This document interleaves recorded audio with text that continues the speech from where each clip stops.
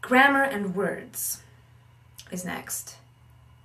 And by that, each accent is different to, now do I say different to or different from? Do I say, am I going to have a shower or take a shower? Now those are minutiae of grammatics. Grammatics, is that a word? I don't know. Grammatical minutiae.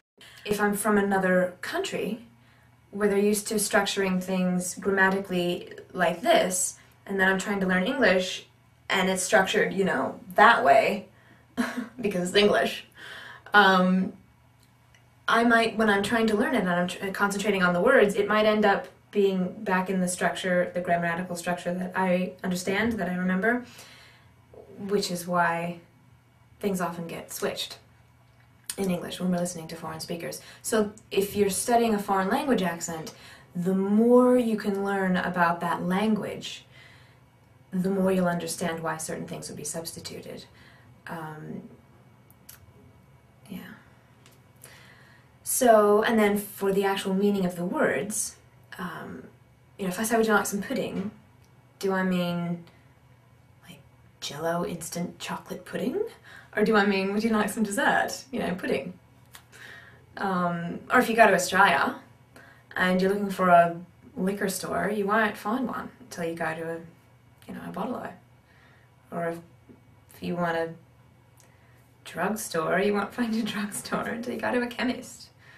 You know, so so knowing the different words that different people use, I mean, and even just within the US, people use different words to mean different things, you know. So paying attention to that. If you're fascinated by that, start there.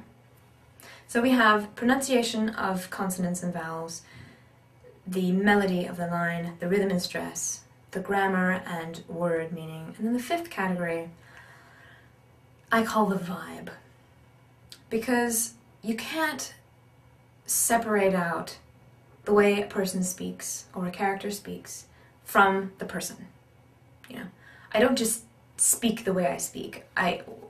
Speech is an expression of who I am, who I think I am, who I want you to think I am, how I feel, you know, all of that. So it's, you know, there's part of an attitude, there's part of the times, the zeitgeist of the times. If you look at, you know, if I'm an announcer in the 1930s and I have to speak into a microphone that has a very limited pitch range, fidelity range, you know, then I better speak in this sort of pattern. And it has to be sharp and clear if you want to understand what I'm saying. Yeah. Or if you look at films from the 1970s,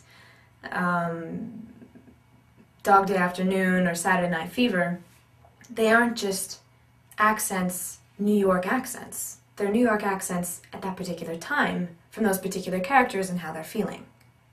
Yeah? So there was an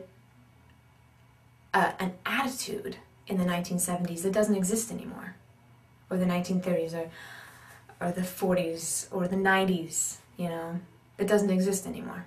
So it's constantly changing.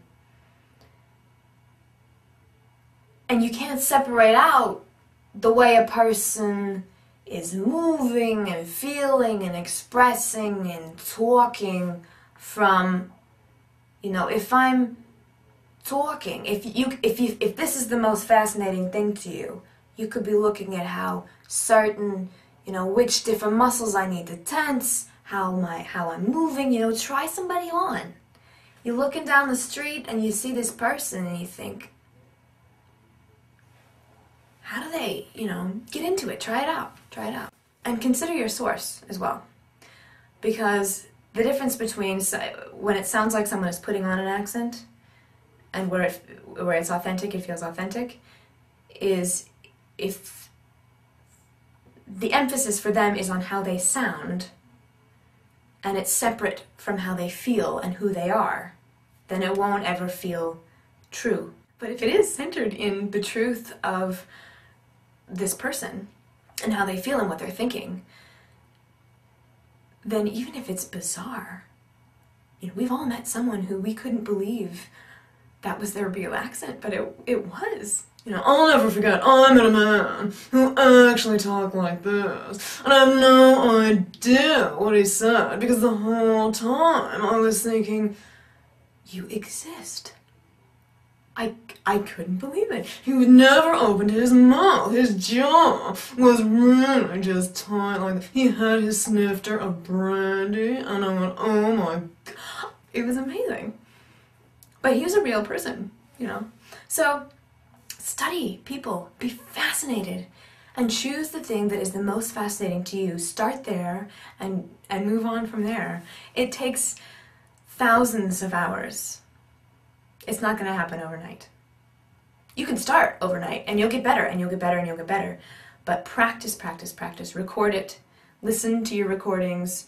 Show them to other people. If you can grab an authentic speaker of the accent that you want to learn and have them work with you, sit down and work with you, that's a really good thing, you know, because they can tell you whether or not it sounds true or you know.